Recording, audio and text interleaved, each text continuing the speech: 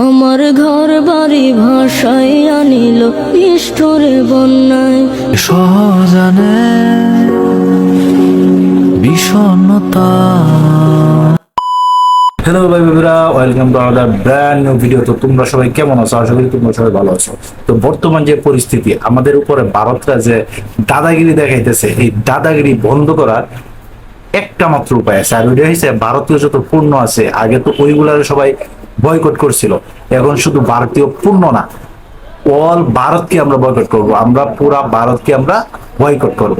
দরকার হয় আমাদের কাঁচামাল অন্য দেশ থেকে কিনে আনবো, বেশি দাম দিয়ে কিনে আনবো, তারপরে ওই ভারত থেকে কিনে আনবো না। আপনারা কি ভাবছেন যে ভারত থেকে পণ্য যদি না কিনি, অন্য দেশ থেকে যদি আমাদের পণ্য যদি কিনা হয়, তাহলে কি আমাদের লস হবে?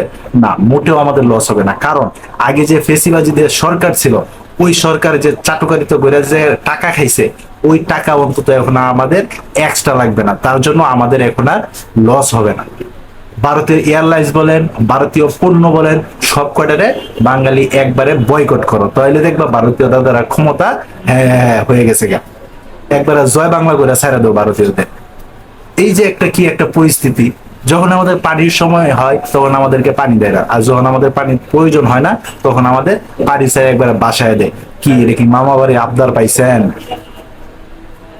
এটা তো আর মামার বাড়ি আবদার না, আপনাদের মনে যা আছে তখন আপনারা তা করবেন। ওই দিন বইলাম, কারণ এখন আর আওয়ামী লীগ সরকার নাই।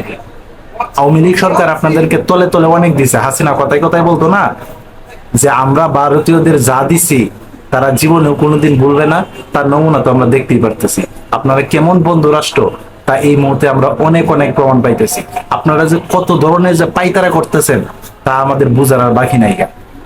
তো ভাই ভাবিরা, ভারতীয় পণ্য বলেন আর ভারতকে বলেন, সবকিছু একবারে বয়কট করেন, তাহলে দেখবেন ভারতীয় দাদাদের দাদাগিরি নিমিশেই শেষ হয়ে যাবে।